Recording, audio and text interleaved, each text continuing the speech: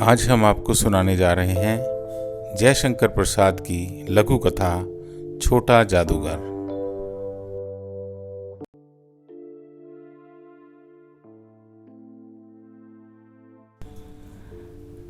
Carnival के मैदान में बिजली जगमगा रही थी। हंसी और विनोद का कलनाद गूंज रहा था। मैं खड़ा था। उस छोटे फुहारे के पास एक लड़का चुपचाप शराब पीने वालों को देख रहा था। उसके गले में फटे कुर्ते के ऊपर से एक मोटी सी सूत की रस्सी पड़ी थी और जेब में कुछ ताश के पत्ते थे। उसके मुंह पर गंभीर विषाद के साथ धैर्य की रेखा थी। मैं उसकी ओर न जाने क्यों आकर्षित हुआ।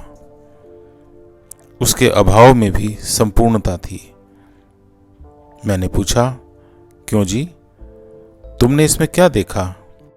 मैंने सब देखा है। यहाँ चूड़ी फेंकते हैं, खिलौनों पर निशाना लगाते हैं, तीर से नंबर छेदते हैं। मुझे तो खिलौनों पर निशाना लगाना अच्छा मालूम हुआ। जादूगर तो बिल्कुल निकम्मा है। उससे अच्छा तो ताश का खेल है जो मैं दिखा सकता हूँ। उसने बड़ी प्रगल्भता से कहा। उसकी वाणी में कहीं रुकावट ना थी। मैंने पूछा, और उस पर्दे में क्या है? वहां तुम गए थे? नहीं, वहां मैं नहीं जा सका, टिकट लगता है। मैंने कहा, तो चलो, मैं वहीं पर तुमको लिवा चलूं। मैंने मन ही मन कहा, भाई आज के तुम ही मित्र रहे। उसने कहा, वहां जाकर क्या कीजिएगा, चलिए निशाना लगाया जाए। मैंने उससे सहमत होकर कहा, तो फिर चलो, पहले शरबत पी लिया जाए। उसने स्वीकारता से सर हिला दिया। मनुष्यों की भीड़ से जाड़े की संध्या भी वहां गर्म हो रही थी। हम दोनों शरबत पीकर निशाना लगाने चले। राह में ही मैंने उससे पूछा, तुम्हारे और कौन है? माँ और बाबूजी। तो उन्होंने तुमको यहाँ आने के लिए मना नहीं किया? बाबूजी जेल में हैं। क्यों? देश के लिए, वह गर्व से बोला। और तुम्हारी माँ? वह बीमार है। और तुम तमाशा देख रहे हो? उसके मुंह से तिरस्कार की हंसी फूट पड़ी। उसने कहा, तमाशा देखने नहीं, दिखाने निकला हूं। कुछ पैसे ले जाऊंगा तो मां को पत्थे दूंगा। मुझे शरबत ना पिलाकर आपने मेरा खेल देखा होता और मुझे कुछ दे दिया होता तो मुझे अधिक प्रसन्नता होती। मैं आश्चर्य से उस 13-14 वर्ष के लड़के को देखने लगा। हाँ, मैं सच कहता हूं बाबूजी, माँ जी बीमार हैं, इसीलिए मैं नहीं गया। कहाँ? जेल में। जब कुछ लोग खेल तमाशा देखते ही हैं तो मैं क्यों ना दिखाकर माँ की दवा और अपना पेट भरूं? मैंने दीर्घ श्वास लिया। चारों ओर बिजली के लट्टू नाच रहे थे। मन व्यग्र हो उठा। उसने कहा, अच्छा चलो निशाना लगाया जाए। हम दोनों उस स्थान पर गए जहाँ खिलौनों को गेंद से गिराया जाता था। मैंने 12 टिकट खरीद कर उस लड़के को दिए। वह निकला पक्का निशानेबाज। उसका कोई गेंद खाली नहीं गया। देखने वाले दंग रह गए। उसने 12 खिलौनों को बटोर लिया, लेकिन उठाता कैसे? कुछ मेरे रुमाल में बंधे और कुछ जेब में रख लिए। लड़के ने कहा, बाबूजी, आपको तमाशा दिखाऊंगा, बाहर आइए। मैं चलता हूँ। वह 9-11 हो गया। मैंने मन ही मन कहा, इतनी जल्दी आंखें बदल ली। मैं घूमकर पान की दुकान पर आ गया। पान खाकर बड़ी देर तक इधर उधर टहलता रहा। झूले के पास लोगों का ऊपर नीचे आना देखने लगा। अकस्मात किसी ने हिंडोले से पुकारा, बाबूजी। मैंने पूछा, कौन? मैं हूँ छोटा जादूगर। कलकत्ते के सुरम्य बोटैनिकल उद्यान में लाल कमलनी से भरी हुई एक छोटी सी झील के किनारे घने वृक्ष की छाया में अपनी मंडली के साथ बैठा मैं जलपान कर रहा था। बातें हो रही थी, इतने में वही छोटा जादूगर दिखाई पड़ा। हाथ में 4 खाने की खादी का झोला, साफ जांघिया और आधी बाहों का कुर्ता। सिर पर मेरा रुमाल सूत की रस्सी से बंधा हुआ था। मस्तानी चाल में झूमता हुआ आकर कहने लगा, बाबूजी नमस्ते। आज कहिए तो खिल दिखाऊं?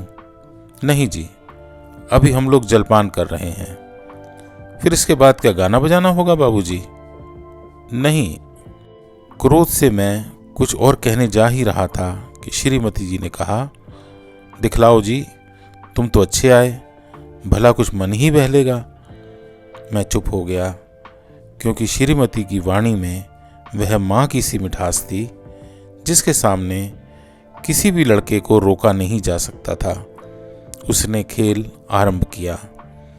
उस दिन कार्निवाल के सब खिलौने उसके खेल का अपना अभिनय करने लगे। भालू मनाने लगा, बिल्ली रूठने लगी, बंदर घुड़कने लगा, गुड़िया का ब्याह हुआ, गुड्डावर काना निकला।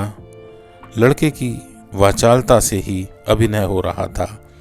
वह हंसते हंसते लोटपोट हो गए। मैं सोच रहा था, बालक को आवश्यकता ने कितना चतुर बना दिया है। यही तो संसार है। ताश के सब पत्ते लाल हो गए, फिर सब काले हो गए। गले की सूत की डोरी टुकड़े टुकड़े होकर जुड़ गई। लट्टू अपने से नाच रहे थे।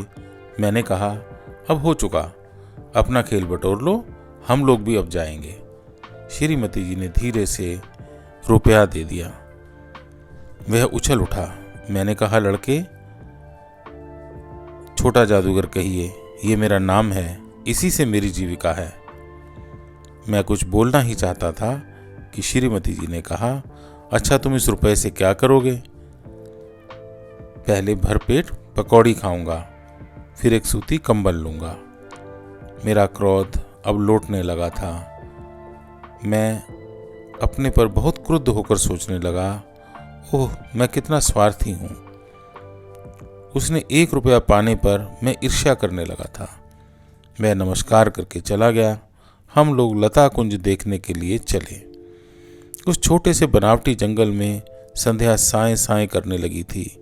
अस्ताचलगामी सूर्य की अंतिम किरणें वृक्षों की पत्तियों से विदा ले रही थीं। एक शांत वातावरण था। हम धीरे धीरे मोटर से हावड़ा की ओर जा रहे थे। रह रहकर छोटा जादूगर स्मरण होता था। सचमुच वह एक झोंपड़ी के पास कंबल कंधे पर डाले खड़ा था। मैंने मोटर रोककर उससे पूछा, तुम यहाँ क्या? मेरी माँ यही है ना, अब उसे अस्पताल वालों ने निकाल दिया है। मैं उतर गया। उस झोंपड़ी में देखा तो एक स्त्री चिथड़ों में लदी हुई कांप रही थी। छोटे जादूगर ने कंबल ऊपर डाल दिया और उसके शरीर से चिमटते हुए कहा, माँ। मेरी आंखों में आंसू निकल पड़े। बड़े दिन की छुट्टियां बीत चली थी। मुझे अपने ऑफिस में समय से पहुंचना था। कलकत्ते से मन ऊब गया था। फिर भी चलते चलते एक बार उस उद्यान को देखने की इच्छा हुई। साथ ही साथ जादूगर भी दिखाई पड़ जाता तो और भी मजा आता। मैं उस दिन अकेले ही चल पड़ा। जल्द लौट आना था। 10 बज चुके थे। मैंने देखा कि उस निर्मल धूप में सड़क के किनारे पर एक कपड़े पर छोटे जादूगर का रंगमंच सजा था। मोटर रोककर उतर पड़ा। वहाँ बिल्ली रूठ रही थी, भालू मनाने चला था, ब्याह की तैयारियां हो रही थी और सब होते हुए भी जादूगर की वाणी में वह प्रसन्नता की तरी नहीं थी। जब वह औरों को हंसाने की चेष्टा कर रहा था तब जैसे स्वयं कांप जाता था, मानो उसके रोए रो रहे थे। मैं आश्चर्य से देख रहा था। खेल हो जाने पर पैसा बटोरकर उसने भीड़ में मुझे देखा। वह जैसे क्षण भर के लिए स्फूर्तिमान हो गया। मैंने उसकी पीठ थपथपाते हुए पूछा, आज तुम्हारा खेल जमा क्यों नहीं? माँ ने कहा कि आज तुरंत चले आना, मेरी घड़ी समीप है। अविचल भाव से उसने कहा। तब भी तुम खेल दिखलाने चले आए? मैंने कुछ क्रोध से कहा। मनुष्य के सुख दुख का माप अपना ही साधन तो है, उसी के अनुपात से वह तुलना करता है। उसके मुंह पर वही परिचित तिरस्कार की रेखा फूट पड़ी। उसने कहा, क्यों ना आता? और कुछ अधिक कहने में जैसे वह अपमान का अनुभव कर रहा था। क्षण भर में मुझे अपनी भूल मालूम हो गई। उसके झोले को गाड़ी में फेंककर उसे भी बिठाते हुए मैंने कहा, जल्दी चलो। मोटर वाला मेरे बताए हुए पथ पर चल पड़ा। कुछ ही मिनटों में मैं एक झोंपड़ी के पास पहुंचा। जादूगर दौड़कर झोंपड़े में माँ माँ पुकारते हुए घुसा। मैं भी पीछे था, किंतु स्त्री के मुंह से बे निकल कर रह गया।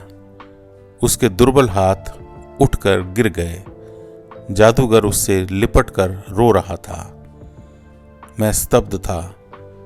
उस उज्जवल धूप में समग्र संसार जैसे जादू सा मेरे चारों ओर नृत्य करने लगा।